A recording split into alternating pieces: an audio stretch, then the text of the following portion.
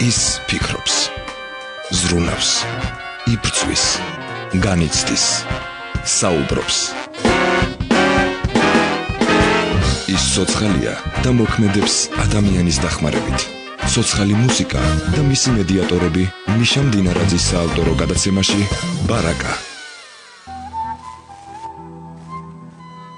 საღამოშვიდობის ქალბატონებო და ბატონებო, ეთერშია გადაცემა ბარაკა. გადაცემა, რომელიც ემსახურება მხოლოდ ერთ მიზანს, ეს არის მაღალი ხარისხის მუსიკა და ის ადამიანები, რომელიც ამ მუსიკას ემსახურებიან საქართველოში. და მე მინდა განვაგრძო ერთ-ერთი მთავარი, ასე ვთქვათ, მიმართულება გადაცემის, ეს არის გაცნობითი ხასიათის გადაცემა, სადაც მე ვცდილობ გაგაცნოთ ის ადამიანები, რომლებიც დღეს საქართველოში ქმნიან მაღალი მუსიკის ამინს, ადამიანები, რომლებიც ემსახურებიან სწორედ ერთ ამოცანას, რომ ქართული მუსიკის ხარისხი ამაღლდეს და იყოს ისეთი სტანდარტისა, რომელსაც ევროპაში არ დაიწუნებენ ჩემის აზრით და ასეთი ადამიანები ღვთისმსხალობით ჩვენ გვყავს საქართველოში, ხოლო ევროპული და დასავლური სტანდარტი ზოგადად მუსიკაში ალბათ დამეთანხმებით, რომ ნამდვილად სწორედ ისეთია, რომელსაც ჩვენც ვისურვებთ საქართველოში რომ გქონდეს. ჩემი დღევანდელი გადაცემის სტუმარი გახლავთ მომღერალი ეკა დოლიძე. საღამოშვიდობისა, გამარჯობა მიშა. ნუ რა შეიძლება ვთქვა ეკაზე? პირველ რიგში შემიძლია ვთქვა ერთი რამ, ეს არის ადამიანი, რომელიც მღერის. ამაში იგულისხმება ერთი რამ, საქართველოში ძალიან დიდი პროცენტი მომღერლებისა ამბობს რომ მღერის, მაგრამ სინამდვილეში არ მღერის, იმიტომ რომ ერთხელ ოდესღაც სტუდიაში ჩაწერილი ნამღერი, რომელიც მე 30 წელი ყველა კონცერტზე ტრიალებს, ჩემს არ არის სიმღერა. ძალიან დიდი მადლობა მიშა. არა, მადლობა. არაბეთში ეს ფაქტია, ხო? ესეთი რეალური ფაქტია, როცა მე პირველად მოვისმინე შენი ნამღერი, ეს იყო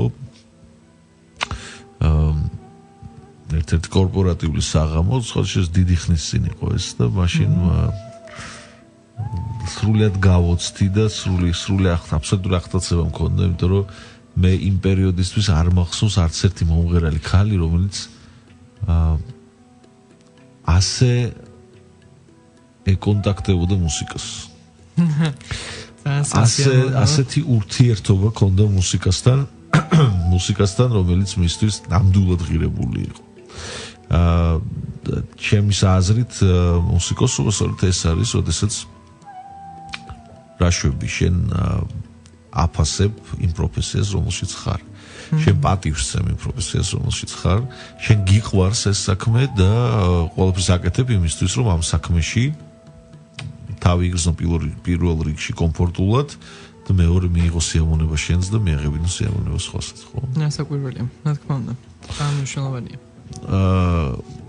ესეთი მოკლე, ასე ვთქვათ, ესეთი სინოფსისი დღევანდელი გადაცემისა, იმისა თუ ვინ გყავს დღეს სტუმრად. მე მგონი ყველა მუსიკის მოყვარულს ისეც უკვე აღარ ჭირდება ეკას გაცნობა, იმიტომ რომ პრინციპში სატელევიზიო ფორმატით ჩვენ უკვე გიცნობთ, ხო? და რაღაც დაზით ნამდვილად. ეს ძალიან מחარებს, თუმცა გაცილებით უფრო გამახარებ და სხვა რამ, რაზეც მე ვილაპარაკებ. კარგი, მოდი ახლა შენ გითხარი შენი მუსიკალური ისტორია როგორია? როგორ დაიწყო ეს ყველაფერი? ეს ყველაფერი ძალიან დიდი ხნის წინ დაიწყო. მე კიდე რაღაც გამახსენდა ჩვენ გაცნობასთან დაკავშირებით, ისიც უნდა მოგიყვე, მე შენ ალბათ აღარ გახსოვს. პირველ რიგში ძალიან დიდი მადლობა იმისთვის, რომ მომიწვიე მიშა, იმიტომ რომ მე ისედაც მაყურებელს, უბრალოდ მსმენელსაც თუ ვართ ტელევიზორში ზღერად ინტერნეტში კი. ინტერნეტის, მაყურებელსაც მსმენელის, მინდა ვუთხრა, რომ ჩემთვის პირადად და არა იმიტომ, რომ დღეს მე შენი გადაცემის სტუმარი ვარ, მე ყოველთვის ამას ვამბობ, ძალიან დიდი პატივია შენთან თანამშრომლობა ყოველთვის და რასაკვირველია მეგობრობაც, იმიტომ რომ შენ ხარ ის ადამიანი, ვისაც მე აუცილებლად ყოველთვის ანგარიშს გავუწევ, აი როგორი რჩევაც არ უნდა მომცეს. ეხლა ნეპოტიზმში დაგვდეფებ. არა, ნამდვილად მსმენელი ამას ისე გაიგებს, როგორც ვამბობ ნამდვილად და პირველ რიგში ამისთვის მადლობა მინდა გითხრა. დიდი მადლობა. ეხლა რაც შეეხება ჩემ მუსიკალურ ისტორიას, რა ვიცი, და პატარაობიდან დაიწყო პრინციპში ეს ჩემი მოღვაწეობა, ესე რომ ვთქვა. ну, რასაკვირველია ოჯახიდან მოდის ეს ყოველივე. მოგდი ხა ახსენიდან ეს როგორ ხდება ოჯახიდან? ну, საერთოდ მოსწავლე ახალგაზრდა, ну, პიონერთა სასახლეს მოიხსენიებ ესე, იმიტომ რომ ყველა მასე ვეძახით. დაიწყო ყველაფერი მაქედან, იმიტომ რომ ეს თაობებით ასე ვთქვათ ვიზრდებოდით, მანდ ბებია ჩემიც მანდ მღეროდა, დედა ჩემის, მე ეს მზიურით გამტკიცდა, პირველი თაობის მზიურელია დედა, მაია ჩიქვინიძე გიტარისტი. და შესაბამისად ძალიან მუსიკალურად აღზარდეს.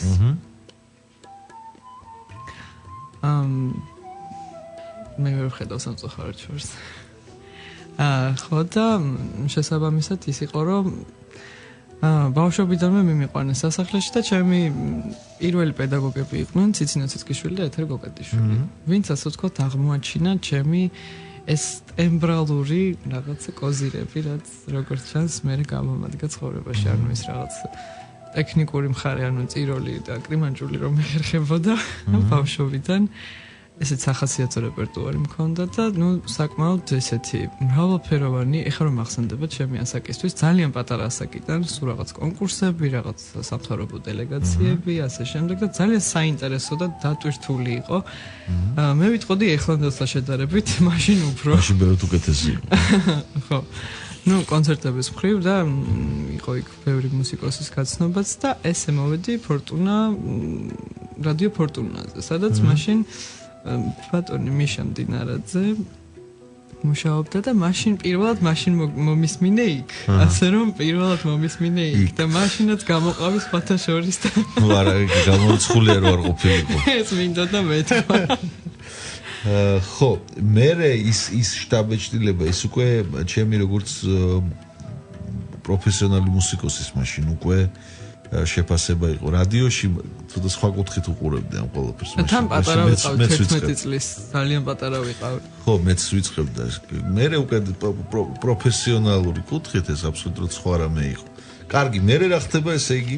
მე მოდის უკვე სკოლის პერიოდში ჩავაბარე ნიჭიერთა ათლეტში ფორტეპიანოს განხრით და სამწუხაროდ დღეობით შემიძლია ვთქვა რომ ცოტა არ იყოს დონანოფ რომ არ გავაგრძელე და არ გავყევი ამას. გიყვარდა და კვრა? მიუხედავად იმისა რომ კარგად გამომდიოდა, ძალიან მეზარებოდა, ნუ საშინლად მეზარებოდა მეცადინეობა ეს 8 საათი რაღაცა დააკვრები და ესეთი ფელი ამბები, მაგრამ აი ახლა ამ გადმოსახედიდან ნამდვილად ღირდა. ხო. ნამდვილად საჭირო იყო, იმიტომ რომ ამან მომცა სერიოზული ბაზა და ეს რაღაცა, აი არ ვიცი, კლასიკურ სკოლას აქვს რაღაცა სხვა ხიბლი, იმიტომ რომ გინდა არ გინდა ცოტა სხვა კუთხით მე აღიქვავ იმ მუსიკას თუნდაც რაც შენ გიყვარს რომ შეასრულო, ან დაწერო, ან იმღერო, ან თუნდაც იცეკვო იმ მუსიკაზე, ანუ სულ სხვა კუთხით დამანახა ეს ყველაფერი. მე უკვე ხა შეიძლება ამას პატარა ასაკში საერთოდ ვერ ხვდებოდი, მაგრამ აი ცოტა რომ გავიზარდე, უფრო დავაკვირდი რაღაცას. მე უკვე იმ კლასიკოსებშიც ჩემი საყვარელი კომპოზიტორები გამოიკვეთნენ, უკვე ვინც ჩემს სულთან კი არა, ну როგორც არის სულთან პრინციპში ხო, იმ რაღაც მუსიკალურ გემოვნებასთან ახლოს იყო. და მე უკვე ნელ-ნელა შემიყვარდა ეს ყოველივე. მე მაქედან უკვე წავიდა ისეთი რაღაცები, რომ მე მომიწია უკვე უმაღლესი ჩაბარება და მე კონსერვატორიის მაგერთ ავირჩიე სამსახიობო ფაკულტეტი თეატრალური. აი, სწორი გადაწყვეტილება იყო, როგორ ფიქრობ? იცი რა არის? მე ვფიქრობ, რომ სწორი გადაწყვეტილება იყო, ეხლა რატო? თეატრალური უნივერსიტეტის წყალობით მე მოვხვდი იმ ბენდში. საიდანაც დაიწყო ყველაფერი. ანუ ის ეკადოლი სიტყვაზე, რასაც დღეს ის ნაწილი, მაყურებელი და ის მსმენელი იცნობს, არის ზუსტად აიქიდან წამოსული. იმიტომ რომ ეხა ბავშვობიდან ვინც მიცნობს, ის სხვა არის, მაგრამ აი ის თუნდაც აი შენ უკვე მეორეჯერ რო გამიცანი, იყო უკვე იმ ბენდის. ნაყოფი უკვე თეატრალურის, მაგრამ არ გიფიქრია, რომ შეიძლება კლასიკაშიც საინტერესო ყოფილიყავი, მე თუმეტეს ასეთი ტემბრი მე მგონია რომ ძალიან დიდი იშვიათობაც არის. ხო, მან ესე გულწრფელად რომ ვთქვა, ცოტა ზედმეტად მე საერთოდ ისეთი ადამიანი ვარ ძალიან თვითკრიტიკული და რაღაცა ჩემთვის კლასიკა არის იმდენად სერიოზული და ცოტა ისეთი მაღალი კლასი რომ მე როგორც მსმენელი კლასიკურ მუსიკაში თუნდაც ვოკალისტ მომღერალს როგორც მსმენელი ვითხოვ რაღაცეებს აი იგივე დონეზე და ბევრად უფრო მეც მოვთხოვდი ჩემ თავს და რისი უფლებაც მე ჩემ თავს არ მივეცი რაღაცა ესე ვიფიქრე რომ ჯერ ერთი არანორმალურად მე ვფიქრობ რომ უნდა გინდოდეს კლასიკის სიმღერა. აი ეს არის მე მგონი ყველაზე მთავარი ხო. ანუ უნდა გინდოდეს არანორმალურად. ესე არ ხო, ანუ ეს შეიძლება მე რაღაცა ნაწილობრივ მიყვარდეს მოსასმენად თუმცა ყოველთვის არა. მაგრამ ის რომ მევღეროდე აი ეს ჩემთვის ცოტა წარმოუდგენელი იყო. ნუ აქ შენ მაინც იპოვე შენ თავი, რამდენად ხვდები. ხო. ბლუზში განსაკუთრებით. ხო, ნუ ეგ არის ჩემი ყველაზე საყვარელი ნაწილი მე მგონი. ერთადერთი რაღაც არის, რასაც აი ყოველთვის კომფორტულად ვფრთხნობ თავს, მე მგონი, ერთადერთი ჟანრი არის, რაც აი ყველაზე მეტად მიყვარს, როცა მღერი. რატო? აი, იცი რა, ქართველი მომღერალი, ქართველი არავის დაუსავს ეგ კითხვა ჩემთვის. გოგო, რომელიც მღერებს ძალიან ბევრჯერ მიფიქრე ამაზე. ბლუზი არის აფრო-ამერიკელი ხალხის ისტორიის ნაწილი, ხო? ეს არის ტკივილი, რომელიც შენ არ გადაგიტანია. ხო. გასაგები მიზეზების გამო, ხო? კი, ეს არის ის ისტორია, რომელიც ნუ პრინციპში მთელი ამ ერის ცხოვრების მონობის აბსოლუტურ გამოძახილია.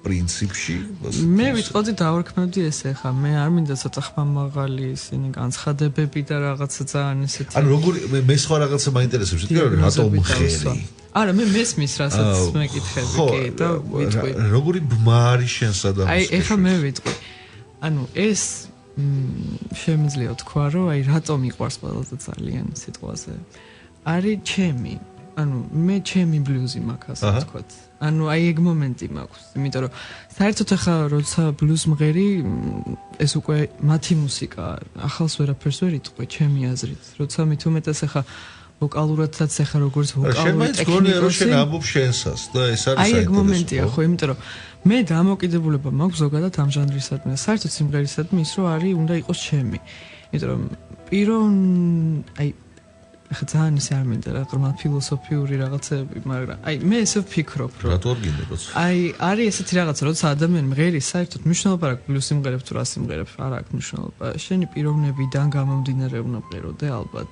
რა თქმა უნდა, აბა. იმიტომ რომ შენ რაღაცა არ არსებობს ადამიანს, ვისაც რაღაცა შიდა ის რომ არ ჩანდეს საუბრობ ფართო საზოგადოებაში რაღაცა შიდა ის რაღაცა პატარა მდინარეები, ჩანჩქერები და ნიაგარები არ ხდებოდეს შიგნით, რაც რაღაც ისადმი მე ან მუზაგებადება ან ხატავან წერ ან მღერი ან რაღაცას აკეთებ ხო ეს არის ისეთი მომენტი ჩემთვის პირადად აი რაც კი რამე ან განცდა სიხარული სიყვარული ტკენა თუ ასე შემდეგ ყოფილა ხო აი ყოველთვის მიკავშირდება ხოლმე აი იმ რაღაცა სიმღერებში და ამ ჟანრს განსაკუთრებულად ერგება ჩემი პიროვნული თვისებები ანუ პიროვნულ თვისებებს რო თავი დავანებოთ ან ადამიანი ტიპი თვითონ რა ტიპიც მე ვარ თვისებები როგორიც მე მაქვს ხო ყველაზე ძალიან აი ხასიათობრივად და ეს რაღაცა განწყობის ამბებში ყველაზე ძალიან ერგება ბლუზ კარგი როგორია აბა ეკადოლიძის ბლუზ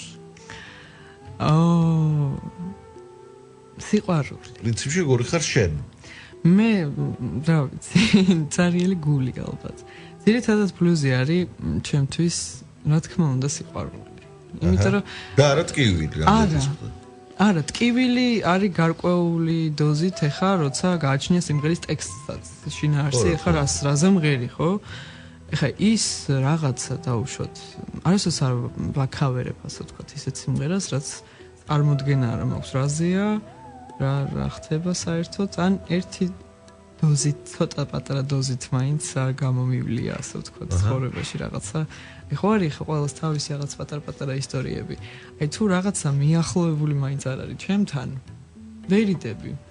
ანუ ესე იგი შენ ამბობ იმას, რომ სიმღერის დრამატურგია შენს მნიშვნელოვანი როგორც ადამიანისთვის, თუ როგორც ან მისი ამ სიმღერის ისტორიის განცდა კი ძალიან მნიშვნელოვანია იმიტომ რომ მე მსიამოვნებს ერთადერთი ის მომენტი როცა მღერი რომ უზიარებ იმას სიტყვაზე იმ სმენელს იმიტომ რომ მე ხო სიტყვაზე ხა არ მღერი ხო ჩემ რეპერტუარს ის ბლუზი არის ქავერი რასაც მე მღერი ბარებში და კლუბებში და მე არ ვფიქრობ რომ ეს რაღაც ძალიან ცუდი და ტრაგედია და კრიმინალია გასნიშნა ცუდი რატო ხო ვინ თქვა ვინ არ ვიცი ნუ შეიძლება ვიღაცას ესე ეჩვენოს მაგრამ ნუ ყოველ შემთხვევაში ვისაც არ ეჩვენება მე მგონია ეჩვენება რომ ეგეთი ადამიანები მუსიკასთან ნაკლები ნუ არ ვიცი ყოველ შემთხვევაში მე მქონია ესეთი მომენტი რომ აი უყურებ როცა მღერი და ის კი არა რომ აი მე რა მაგარი ვარ მაგას არ გულისხმობ ანუ ტიროდა ადამიანი როცა მე მღეროდი ანუ ზუსტად რაღაცა იმ ემოციას იწვევდა ესე იგი ხო ანუ შენ ტყუილ უბრალოდ არ დგახარ ხო და რაღაცა ტყუილ უბრალოდ არ იმაშვები იხარჯები და რაღაცა ტყუილ უბრალოდ არ მიდის ეს შენი ენერგია ანუ ის რაც სიტყვაზე იმ წუთას მე მინდოდა რომ მეთქვა ანუ მივიდა მსმენელამდე და ეს ჩემთვის იმდენად მაგარი შეგრძნება იყო რომ მან მივხვდი რომ არ არსებობს რომ არ განიცადო ის რაც გინდა რომ სხვა გაიგოს არ არსებობს განუცდელად და ეს რაღაც თავისით მსმენელამდე ცარიელი მივა რაღაც რა თქმა უნდა როგორია აი თვითონ ის მომენტი როცა რაღაცა სიმღერის სამღერლად ემზადები როგორ მიდიხარ ხოლმე რაღაც სიმღერამდე აი ეს რამე არსებობს რამე ესეთი შენთვის ტრადიცია თუ უბრალოდ აი რაღაცა მოგეწონება და რაღაცა ჩაკრა გაიხსნება და ეგრევე ამბობ რომ ეს ჩემი სამღერის სიმღერაა და მინდა რომ იმღერო კი აი ეგრე უფრო დაახლოებით ეგრე იმიტომ რომ არის ხოლმე საერთოდ ყველაფერში ეგეთი ვარ აი რაღაცა ზუსტად ეს სიტყვაზე ნივთი რო იყოს და შევდივარ მაღაზიაში აი ისე მგონია რომ მეძახის და ჩემია აი ზუსტად იგივე მჭირს ხოლმე სიმღერაზე ანუ მნიშვნელობა რა ქავერი იქნება თუ სხვა იქნება აი იმ წუთას ვხვდები რომ კი ჩემია აუცილებლად და შენ უნდა იყო არის რაღაცები რასაც საერთოდ არ ვეკარები არის ჟანრი რასაც საერთოდ არ მღერი იმიტომ რომ არ არის ჩემი აი სწორედ ამაზე ვილაპარაკებთ პატარა ჭრის შემდეგ დაგველოდით როცა საუბრობს მუსიკა მიშამ დინარაძის საავტორო გადაცემა ბარაკა კიდევ ერთხელ საღამო მშვიდობის მათ ვინც გვისმენდა წინა ბლოკში და მათ ვინც ახლა შემოგვიერთდა შევახსენებ რომ ჩემი გადაცემის სტუმარია მომღერალი ეკადოლიძე და ეს კი გადაცემა ბარაკა გახლავთ რომელიც მხოლოდ და მხოლოდ მუსიკაზე მოგითხრობთ გესაუბრება ხანდახან გასმენინებთ კიდევაც ახლა კიდევ ერთი პატარა წინა ისტორია სანამ ჩვენს თავარ თემაზე დავბრუნდებით ცირა ჩემთვის თავარი არის ყოველთვის ერთი რამ თვითონ ადამიანი მომღერალი როგორ დამოკიდებულებით მღერის, რასაც მღერის. როგორია სწორედ მისგან დანახული ისტორია სიმღერის. პრინციპში ეს ხომ რაღაც მსახიობობის ნაწილიც არის ერთის მხრივ, ასე რომ შეიძლება შენ სულაც ძალიან კარგი ქენი რომ თეატრალურში წახვედი და არა კონსერვატორიაში. იმიტომ რომ ეს დრამატურგიის აღქმის რაღაცა კიდე თუ გასაღებს გაძლევს არა. შენ თქვი რომ არის რაღაცა ჟანრები რაც შენც არ არის მისაღები. აი საინტერესოა ეს როგორც საერთოდ ქართველი მომღერლები პრინციპში ნაკლებად ამბობენ ხოლმე უარს და საერთოდ ხო ჩვენთან ცოტა ისეთი ტენდენცია არც არ ფიქრობენ ხოლმე იმაზე რომ იცი რა ეს შეიძლება არ იყოს შემენი საუბარი ხო რაც ჩვენთან რაღაცა მე ესეთი შთაბეჭდილება მექნება რომ რაც უფრო ყველაფერს მიედმოედები ესე იგი ძალიან მაგარი ხარ და ეს ანუ ეს შენ ფიქრობ რომ ეს იმის ნიშანია რომ ესეთი შთაბეჭდილება გამიჩნდა იმიტომ რომ თითქოს და აი რაღაცა ყოფილა ესეთ შემთხვევები რომ ითხოვენ შენგან რომ აი შენ არა მარტო ის იქაც აი რატო პრინციპში მე ყოველ შემთხვევაში არ ვარ მაგის წინააღმდეგი და კიდე თუ არ ვიბრძვი რომ არა და მარტო ჩაიციკლეთ ერთ ჟანრში არა ჟანრში კი არ უნდა ჩაიციკლო უბრალოდ არ ეხა კომპოზიციურადაც არის რაღაცა ასეთი ჟანრები, სადაც ცხოვრებაში ფეხს არ შევდგამ მე როგორც კომპოზიტორი, იმიტომ რომ ზუსტად დაახლოებით ეგრე ვარ მეც. ნუ ეხა მიუხედავად იმისა, რომ შეიძლება მე ძალიან მომწონდეს რამოდენიმე როკის ჟანრიდან ვერასოდეს ვერ შევასრულებ, თუ ეს არის რაღაც ისეთი ბალადა, რაღაც ისეთი ცოტა მე ჩემთან ახლოს, იმიტომ რომ ესეთი ვოკალურადაც არ მოუხდება არც ჩემი ტემბრი და არც ჩემი მანერა სავარაუდოდ როკს ახლა რატო მაინც როკი არავის არ ეგონოს რომ მე როკს რამეს ვერჩი პირიქით ძალიანაც მომწონს და იყო პერიოდი რომ ძალიან სერიოზულად უსმენდი რაღაცებს თუმცა ახლა ეს არ ყოფილა ეს საყვარელი ჟანრი რასაც გავზრდილ ვარ ეს არა მაგრამ რა თქმა უნდა მე საერთოდ ისეთი მისა მაქვს მოსმენის ჩვევა რომ არ შემიძლია ერთი და იგივე ჟანრს ან სიტყვაზე სიმღერას უსმინო. ანუ შეიძლება ჰიპ-ჰოპი ძალიან მომწონდეს. უცებ ამ დროს იქ რაღაცა რომელიღაც ოპერიდან არიას უსმენდე. ანუ აი ყველაფერში პრინციპში ვეძებ ჩემ რაღაცას. ანუ რაც მე მიყვარს უბრალოდ და მე ამას ყველაფერს ანუ კონკრეტულად გამორჩეულად ახლა შეიძლება მე მიყვარს როცა მღერი ბლუზ მაგრამ ეს იმას არ ნიშნავს რომ მე ყოველთვის უსმენ მაინც და მაინც ბლუზ ხო ასე ვიყო და ჩემ პლეილისტში თუპაკიც ძალიან შვიდად არის მოხდა ხო კი ანუ არის ყველაფერი რაღაც დოზებით ისეთი რაც მე მიყვარს ნუ მოსასმენად საბამისად სასიმღეროთაც არის რაღაცეები, ეხლა მე მაგალითად ძალიან მიყვარს როცა ვასრულებ ბლუზ ან რაღაც R&B ან თუნდაც light jazz-ი და არა აი რაღაც ისეთი ლირიკა და ისეთი რაღაც აი soul-ი თუ აი არ ვიცი აი სადღაც როგორ ვთქვა ისეთი სტილის რეპერტუარი Whitney Houston-ი მიუხედავად იმისა რომ აბსოლუტურად გენიალური მომღერალია მე არ ვამბობ ეხლა კიდევ ერთხელ ვამბობ მსმენელმა არ მინდა არასწორად გამიგოს მე ხარ რასაც ვამბობ ეს არის უბრალოდ ის რომ ჩემი ჟანრი არ არის და არა ის რომ ცუდი მუსიკა ან ცუდი მომღერალია იმიტომ რომ ხშირად გონიათ ხოლმე რომ რახან მე ვამბობ რომ შეიძლება მე არასდროს არ დავდგეთ აი სტილი სიტყვაზე არ ვიმღერო თვლი რომ ეს ცუდია რახან ამას ვამბობ რომ მე ვერ ვიმღერებ ან არ ვიმღერებ ხო ეს არ ნიშნავს იმას რომ ცუდია და მე ამას ვგმობ რომ ეს ცუდი ჟანრია და ამიტომ არა ასე გებია კარგი, აი ძალიან საინტერესოა შენი გამოცდილება კონკურსში, ეს იყო ქართული ხმა ერქვა, ხო? მე მგონი. ხო, ახალი ქართული. თუ ახალი ქართული. ანუ voices. ხო, ფორმატი, რომელიც გულისხმობს მე მგონი ბრიტანული იყო, თუ ჰოლანდიური, მე მგონი, ჰოლანდიურია voice. ხო, მე მგონი. მოკლედ მაგას არ აქვს ამ წუთას მნიშვნელობა. უბრალოდ სხვა რამე მაინტერესებს ხა კონკურსი არის ის ასე ვთქვათ იმ ტიპის შოუ, სადაც შენ ვალდებული ხარ პრინციპში შეასრულო ისეთი მუსიკაც, რომელიც იმ კრიტერიუმებში არ ჯდება, რომელზეც ახლა ისაუბრე, ხო? შეიძლება. არ მოგწონს, აი ამ შემთხვევაში როგორ იყო? მე კონკურსებს რაც შეეხება სამწუხაროდ მიუხედავად იმისა რომ საკმაოდ ითვლება რომ არის 1-2-3 კონკურსი ანუ იქ რაღაც ბავშვობაში სასკოლა მერე ეს voice ანუ გამოდის რომ მონაწილეობ ამ კონკურსებში თუმცა იმ სიხშირით არა იმიტომ რომ მე საერთოდ არ მიყვარს თვითონ მით უმეტეს ესე მესიჯებზე და ასე შემდეგ დამოკიდებული კონკურსები და საერთოდ კონკურსები ეს მუსიკაში რაღაცა შეჯიბრის მომენტი არ მიყვარს რა მე მოგცა ამ კონკურსებმა?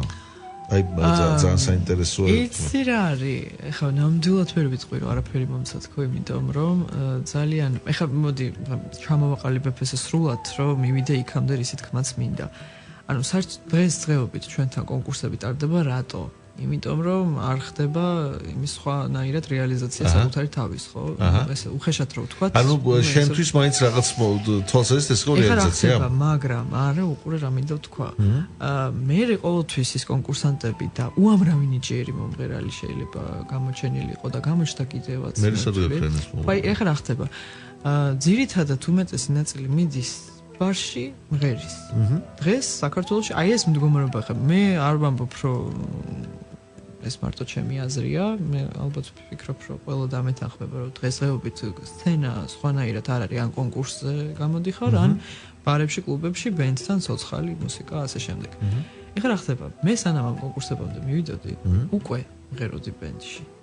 უკვე რაღაც მუსიკალური სამყარო მიცნობდა. და მე პირადად კონკრეტულად მე როგორც ეკას გამიმართლა ყველაზე მეტად მე მგონი, იმიტომ რომ მე მოხვდი ყველაზე კარგ მუსიკოსებში მართლა და არა იმიტომ რომ მე მათთან ერთად მართლა საუკეთესო მუსიკოსებთან მომიწია თანამშრომლობა. ამან მე იმ ხელა სკოლა მომცა, რომ კონკურსმა დამიმატა მხოლოდ ის, რომ ფართო რაღაც დოზით სითბო და რაღაცა ის ენერგია დადებითი მივიღე. თუნდაც ახლა მე ნამდვილად არ დავმალავ, რომ მეტად აი რაღაც ცოტა ცნობადი, მე ცოტა მწყრალად ვარ ხოლმე ამ ცნობად სახეებზე და ვარსკვლავობას, სტატუსობაზე და ასე შემდეგ. მაგრამ ნამდვილად მომცა ის, რომ აი უამრავი ადამიანი მე რომ მოგეფერება და რაღაც კარგს გეტყვის, ხო? ნუ არის იქ რაღაც ამ ბევრი კრიტიკაც შეიძლება. მაგრამ ჩემამდე ყოველ შემთხვევაში მოდიოდა ეს სასიამოვნოა, როცა ეს ნამდვილად სასიამოვნო იყო კი.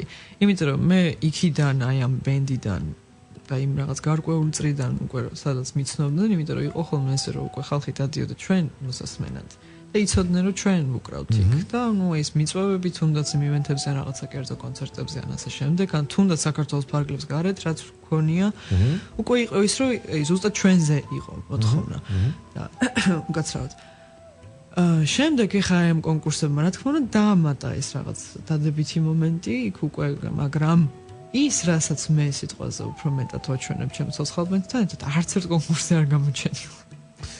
აი ესეთი მომენტიც არის ხო? ხო, ეს კონკურსები ჩემთვის არის როგორც მსმენელისთვის და არა როგორც ამ შემთხვევაში მუსიკოსისთვის სრულიად მომაკვდინებელი რამე, იმიტომ რომ მე ვერ ვხედავ ვერანაირ სიკეთეს, რომელიც ამ კონკურსს მუსიკალურ თვალსაზრისით მოაქვს. ახლა შეიძლება ტელევიზიებისთვის, მედიისთვის, რომელიც ამ შოუებს აწყობს, ეს ძალიან კარგია, მაგრამ მუსიკალურ თვალსაზრისით ერთადერთი შემიძლია ვთქვა ძალიან კარგია იმ თვალსაზრისით, რომ პრინციპში მაინც აჩვევს თაობას ცოცხალ შესრულებას. ხო. იქ არ არის მინუსი, იქ არ არის პლუსი, იქ არ არის ეს სიმახინჯეები აბსოლუტური მუსიკალური და ასე თუ ისე მაინც აულ პატარა ბავშვებისთვის ეს კარგია, მაგრამ აი შენი ტიპის მომღერლებისთვის, რომლებსაც მე აბსოლუტურად დარწმუნებული ვარ, არაფერში ეს არ ჭირდება. იცი რატო არ ჭირდება? იმიტომ რომ შენი რეალიზაცია ჩემის აზრით არის სრულიად მომხდარი იმ თვალსაზრისით, რომ როგორც მუსიკოსი, როგორც შემსრულებელი შენ სრულიად შემდგარი ხარ. ხო, იმიტომ არ სამადლობლად არ გეუბნები, იმიტომ რომ ეს არის სხვათა შორის დიდი, ასე ვთქვათ, მონოპოლარი. ეს ყველა მიუხედავად იმისა, რომ შენ შეიძლება კლუბებში, მწერილრიცხოვან ბარებში მღერი და სხვათა შორის სწორედ ეს იყო ჩემთვის ერთ-ერთი მთავარი მომხიბვლელი ფაქტორი, როცა შენ გისმენდი, იმიტომ რომ ეს იყო ზუსტად მივხვდი, რომ შენ არ გჭირდება 10,000 კაციანი აუდიტორია. იმისთვის, რომ შენ იმღერო ისე, როგორც მღერი. ეს არ არის აუდიტორიაზე გათვლილი ნამღერი. ამას ძალიან დიდი მნიშვნელობა აქვს. ეს მე არ მინდა დავაკნინო ის ადამიანი, რომელიც 10,000 მადონა ასე 10,000 კაცისთვის ღერის და 40,000 კაცისთვის, ხო, ისე როგორც სტინგი და ამას აქვს თავისი, მაგრამ ეს მომღერლები არიან სწორედ იმ ხარისხის, იმ დონის მომღერლები, რომლებიც ამას 5 კაცისთვისაც აკეთებენ. რა თქმა უნდა. არ აქვს მნიშვნელობა რა. და ეს ძალიან მნიშვნელოვანია, იმიტომ რომ თავარი ის კი არ არის რამდენი მოგისმენს. არამედ თავარი ის არის შენ რა გინდა ამ მუსიკაში. რამდენად მოგწონს შენ, რამდენად შენ ხარ რეალიზებული და არა ის აუდიტორია რომელიც გისმენს. სხვათა შორის აი ეს მომენტი კონკურსებზე რაც არის ძირითადად ქავერები სრულდება, ხო? ხო, ნუ ესეც არის, სულ არის საზღვარგარეთი, ძირითადად ეს სოფლიო ჰიტები, ასე შემდეგ. და იყო ესეთი მომენტიც, რომ ხა ერთხელ კონკურსზე გამოჩნდა ესე კაძოლიძე, იმღერა, წავიდა სახში. მე ყოველთვის ვაგრძელებ ამ ბენდთან ერთად მუშაობას და ეს ჩემთვის ძალიან მნიშვნელოვანია, იმიტომ რომ მე ისეთ ადამიანებთან ერთად მღერი, ვისი აზრიც ჩემთვის ყველაზე უფრო მნიშვნელოვანია. და ის ჩემთვის ახლა მე არ მინდა ვინმე მწუდად გამიგოს, მაგრამ თამამად ვიტყვი, რომ იმ ბიჭების და იმ მუსიკოსების აზრი და დამოკიდებულება ჩემ და მინდებს, ზოგადად ჩემი ნამუშევრისადმი და სიმღერისადმი ბევრად მნიშვნელოვანია.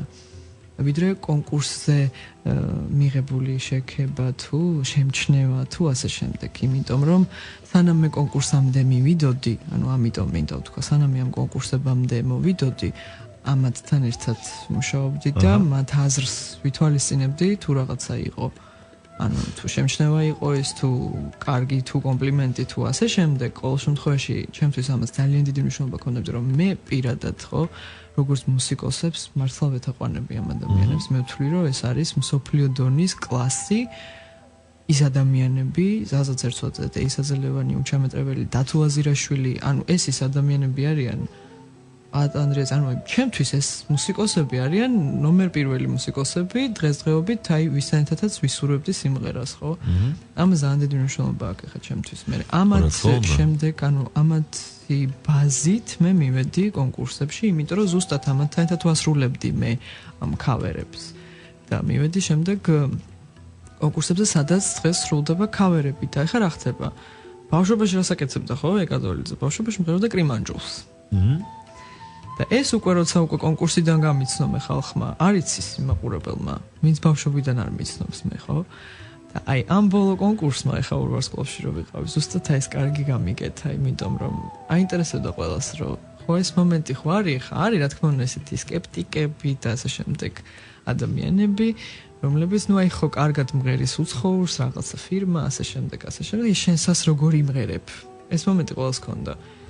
ხო, არ თუ ვერ მღერი რა, არო. ხო და ანუ მაგას არ აქვს მნიშვნელობა. ანუ მე ეს მომენტი რომ ანუ შენ გაწუხებდა ეს მაინც შინაგანად ხო? ცოტა რაღაც დოზით მაწუხებდა, ეხლა რატო? იმიტომ რომ მე ის ქართული სიტყვაზე ის გურული კრიმანჯული ზუსტად იგივენაირად სისხლში მაქვს და ისევე ეშხით მემღერება, როგორც სიტყვაზე ის ამერიკული ბლუზი. ანუ და მე არ ვხედავ ამაში რაიმე ცუდს, რომ გამოვიდე და იმ კონკურსზე ვაჩვენო, რომ აი ეს რაც ცუდს რა თქმა უნდა. ხო და შესაბამისად მე ხა ვიტყოდი, რომ ეს რაღაცა შეიძლება იყოს ვინმე ნაწილი ამ ჩვენი მომღერლების ჩასაფრებული ნაწილი, ვინც ჩვენ ესე გვაკრიტიკებს, რომ იცი რა ჯერ შენი იმღერე და კი ბატონო, ანუ არ არის პრობლემა. და შესაბამისად ეს იცი რა შენ საქმე რაღაცა ჩადებითი მომცა ნამდვილად ამ კონკურსმა, ანუ მე ყველანაირად შევეხე ხა ამ კონკურსების თემას, ანუ რა მომიტანა მე კონკრეტულად. იცი რა არის, რა მაინტერესებს, რას ნიშნავს ჩემი და შენი მუსიკაში. ეს არის საქართველოში მოგონილი, ასე ვთქვათ, თემა. ხო. მართლა გეუბნები, იმიტომ რომ რა არის, რომელია სტინგის მუსიკა? ინგლისური მუსიკა? ხო, რას ნიშნავს ეს? ხო, ანუ ეს მეც ვერ გავიგე. რას ნიშნავს? მე არ მესმის. ხო, ეს მომენტი რომ ჯერ შენი უნდა გიყვარდეს და მე ესეც ხო გაგიგია, ხო არის ეგეთ მომენტები. კი და მგონია რომ ეს არის აბსოლუტურად ესეთი ასრულიად უსაფუძვლო რანაირი დასკვნებები. თუმცა ხალხშიც მინახავს მე ესეთი აზრი, რომ აი რომ გამოდიან და მღერიან ამ უცხოურ სიმღერას ქართული მომასმენინეთ. აი ხა ესეთი რაღაცა შემიძლია ვთქვა. ყველა მომღერალს აქვს თავისი დამახასიათებელი ტემბრი და ხმა. მე მაგალითად თანამედროვე ქართული სიმღერა არ მაქვს, არ გამაჩნია. მე ქართულ სიმღერას უფრო აღვიქვავ ხოლმე ლაღიძე, ზაბაძე და ასე შემდეგ. და ვთვლი რომ ითხოვენ ალბათ ამას. და შესაბამისად ხო, ანუ და მე არა ანუ კონკრეტულად მომღერლებზე ვინც ახლა კონკურსებში გამოდის რა, იმიტომ რომ ხშირად მსმენია რომ აი არის რაღაც გარკვეული კმაყოფილება რომ ამ კონკურსებზე სულ ინგლისურენოვანი სიმღერები სრულდება და ქართული აღარ არის საერთოდ. რაღაც მომენტში მე მაგალითად ვისურვებდი ესეთ რაღაცას, რომ ყველამ რაღაც თავისი იპოვოს ამ ქართულ სიმღერაში. და როგორც თვითონ ემღერება ისე იმღეროს. არა, იცი რა, რასაც შენ ამბობ ეს პირველ რიგში, მაშინ ეს არის კომპოზიტორების პრობლემა ქართველი. რომლებიც ვერ წერენ ისეთ მუსიკას, რომელიც დაიშვით შეიძლება იმღეროს ეკადოლიძემ. ანუ აქ უკვე მრავალფეროვნების დივერსიფიკაციის პრობლემაა. კი ბატონო, ეგეც შეიძლება იყოს. და კიდე ერთი მომენტი არის. ეხლა მე მაგალითად უყურებ და არის მსმენელი, რომელმაც შეიძლება საერთოდ ვერ აღიქვას ისეთი კარგი სიმღერა დაწერო ქართულად და იმღერო შეასრულო, მაგრამ საერთოდ ვერ გაიგოს. კი. და ამ დროს შენ მოგწონდეს და თვლიდე რომ ძალიან კარგი ნამუშევარია. აი მე ყოველთვის მქონდა ეგ პრობლემა კი არა, ნუ ეს მაწუხებდა ეს კითხვა, რომ აი რა შეიძლება მოხერხდეს ესეთ დროს. აი რა უნდა გააკეთო ესეთ დროს, რომ მასა აი ის მსმენელი, ის რაოდენობა ხალხის მიეჩვიოს იმ რაღაცა კარგ ხარისხიან გემოვნებიან და ასე შემდეგ. ვიცი რა არის, მე ძალიან დიდი ხანი ვიფიქრე მაგაზე და ბოლოს მივედი მართლა ჩემის აზრით სწორ დასკვნამდე. ამაზე მუსიკოს არ უნდა იფიქროს. შენი ასე ვთქვათ პრიორიტეტი როგორც მომღერლის სწორედ იმაშია, რომ აი ესე იმღერო როგორც მაშინ ვღეროდი, როცა მე შენ გნახე. ანუ იმღერო ისე, რომ საერთოდ არ იფიქრო ვინ გისმენს, რამდენი გისმენს, რატო გისმენს და ასე შემდეგ. არა რა თქმა უნდა თავისთავად. ეს ჩემთვის ეს თემა იყო სხვათა შორის ძალიან დიდი ხანი ესეთი პროფესიული შეჩერების თემა, იმიტომ რომ ძალიან უცოდ დავფიქრდი და მივხვდი რომ ვისთვის წერ. ვის ჭირდება რა თუ ამას უსმენს ძალიან ცოტა ხალხი. ეს მუსიკა არასოდეს არ გახდება პოპულარული. და ბოლოს მივხვდი რომ იცი რა თუ ამას ფიქრობ, მაშინ ყველაფერი დაწერილია. ეს ერთი და დაწერილია გაცილებით უფრო მაგრების მიერ ვიდრე მე ვარ. გაცილებით უფრო. ძალიან ხო შედარებაც კი არა და იმათთან ახლოს მიკარებაც კი რომ ძალიან ეს არის გწვავს როგორც მზე. და მაშინ რა? მხოლოდ ერთი შენი დამოკიდებულება. და ის რაც შენ მოგწონს. და არა ის რაც ვიღაცას მოწონს. ითხოვს სხვა. და ხო, რაღაცა გემოვნების კორექციაზე დავიწყოთ, ეს ყველაზე მეტად მაღიზიანებს დღეს, როცა ლაპარაკობენ იმაზე, რომ ვიღაცას უნდა გამოუსწოროთ გემს. რა უფლება გაქვს საერთოდ ვინმეს რამე გამოუსწორო, აქედან დავიწყოთ. რა საზოგადოება ვართ ჩვენ? არა, უბრალოდ მე გემოვნებას შენზე კი არ ვამბობ. ხო, საქმეც აგაშია. სხვა რაღაცეები. მოთხოვნადი ბრიტნი სპირსი იყო წლების განმავლობაში ამერიკაში. ხო, მაგრამ ბიტლებიც იყო მოთხოვნადი. ხო, მაგრამ ბიტლები იყო მაშინ. ხო, მე დღეს ყველა მაგას მეუბნება, რომ შეცდომით ხარ ამ პერიოდში და არა, ხო, შეცდომით არა, ღვთისმსხალობით არც ჩანაწერები არსებობს და შეგვიძლია მე-18 საუკუნეში გადავფრინდეთ და იქ ვიყოთ და იქ უსმინოთ, ხო? მუსიკის ხთელი ხიბლის მაგაში, მაგრამ საზოგადოებრივ მოთხოვნებზე ვლაპარაკო, ხო? დასავლეთმა გაიარა გზა პრინციპში ბიტლზიდან ბრიტნი სპირსამდე. ხო. და ლედი გაგამდე, ხო მართალია? ეხა რომელი უფრო მაღალი მუსიკაა და რომელი უფრო გემოვნებიანია, ამაზე ალბათ კამაც არ დავიწყოთ, მაგრამ როცა ვლაპარაკობთ მასის კონტროლზე, მასა რა თქმა უნდა აკონტროლებს მეინსტრიმს. ყოველთვის და შენი არჩევანია გინდა მეინსტრიმში ჩემთვის ეს ყოველთვის იყო მომაკვდინებელი. ყოველთვის გაურბოდი მეინსტრიმის სიახლოვესაც კი, და არ შემიძლია და არ მინდა რომ ამ ნაკაჩი ჩავშდე, მაგრამ მეორე მხრივ ხო, ნუ კომერციულადაც რაღაცა წარმატებული უნდა იყოს, ხო, იმიტომ რომ ჩვენ პროფესიაში ამის გარდა სხვა შემოსავალი ჩვენ არ აქვს. მაგაც ვიპოვე გამოსავალი და ძალიან მარტივი. კი არ ვიპოვე, ისტორიას უნდა გადახედო, ბახი როგორ ცხოვრობდა. ბეთჰოვენი რას წერდა და ვისთვის წერდა და მოცარტი და ასე შემდეგ. ლუტოსლავსკის აქვს უამრავი პოპ სიმღერა ამ გენიალურ კომპოზიტორს. და შეგიძლია გააკეთო და ამაში ვერავინ ვერ დაგდებს ვერასოდეს ბრალს.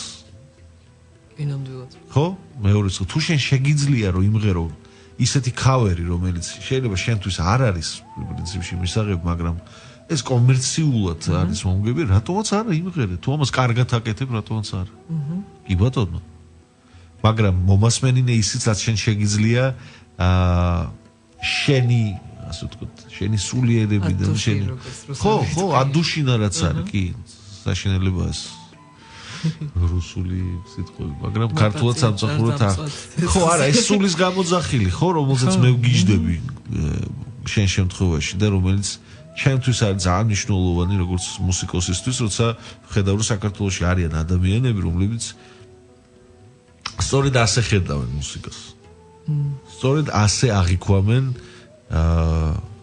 ქართული მუსიკის განვითარებას. ასე როგორ მათ უყვართ თავისი საქმე და მათ შეუძლიათ ამის გაკეთება ძალიან მაგრა. ეს არის ძალიან მნიშვნელოვანი და ბოლოს მინდა კითხო ახლა თუ მღერით სადმე? ახლა კი. ახლა მღერი როგორც ყოველთვის ისევ ესე ბარში. ძალიან მაგარია მე ხო მღერი რა სწორად. ეს ხო მინდა დავაკონკრეტო რომ ჩემთვის არის ძალიან მნიშვნელოვანი, იმიტომ რომ არავითარი მნიშვნელობა არ აქვს ჩემთვის სცენაზე, იგივე სცენარი. ყველგან სადაც დგას მიკროფონი და უნდა ვიმღერო, ის უკვე სცენაა ჩემთვის. აბსოლუტურად ხო. ანუ შეიძლება მე ხა ბარში არ ვიქცევი ისე როგორც სცენაზე დავუშვათ სცენიურობა, კიდე სხვა მომენტი, ანუ აქ უკვე ცოტა თეატრალურის მშველის. იმიტომ რომ მე ბავშვობიდან მინდოდა მსახიობობა საერთოდ. გიждდებოდი ისე მინდოდა მსახიობი გამხდარიყო და ჩემი თელი ბავშვობის ოცნება იყო რომ მე უნდა ამეღო ოსკარი და ჩემი მეგობრის სახლში პიანინოზე იდო 2 წელი შანდელი და ერთი შანდელი იყო შეღუნული, იმიტომ რომ სულ სამადლობელ სიტყვებს ვიძახდი და სულ ეს ოსკარი იყო და ასე შემდეგ. ყველა მიცოდა რომ ეკა ოძესღაც რო აიღებ ოსკარს და თავს დაგვანებებ. ხო და ნუ ეს მომენტი რაღაც დოზით ავისრულე აი ამ ნაწილში. და ძალიან მეხმარება და მე საერთოდ ვერ გამოვყოფ რომ მომღერალი სხვა არის და მსახიობი სხვა არის, თქო არა, იმიტომ რომ ეს არტისტი უკვე მომღერალი ითავსებს ამას ორივეს. ჩემი აზრით, მაგის გარეშე არ გამოდის. ეს რაღაცა ხესავით ვერ. რა თქმა უნდა, ეგრეა. ძალიან დიდი მადლობა იმისთვის რომ შენი ძალიან დიდი მადლობა თქვენ. საინტერესო საიდუმლოებები მოგვიყევი. ერთი რამე მინდა გითხრათ, შედით Facebook-ში, მოძებნეთ ეკა ნახეთ სადმღერის და მოусმინეთ, იმიტომ რომ თუ მართლა გაინტერესებთ საქართველოში მუსიკალური სიახლეები,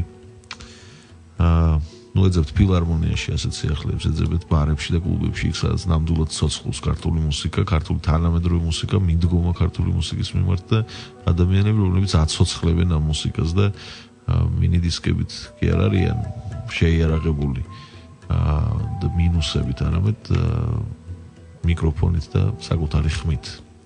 ძალიან დიდი მადლობა, ეს იყო ბარაკა და გველოდეთ მომავალ ორშაბათს ჩვენ დავუბრუნდებით. ნახვამდის. როცა საუბრობს მუსიკა. მიშა მდინარაძის საავტორო გადაცემა ბარაკა.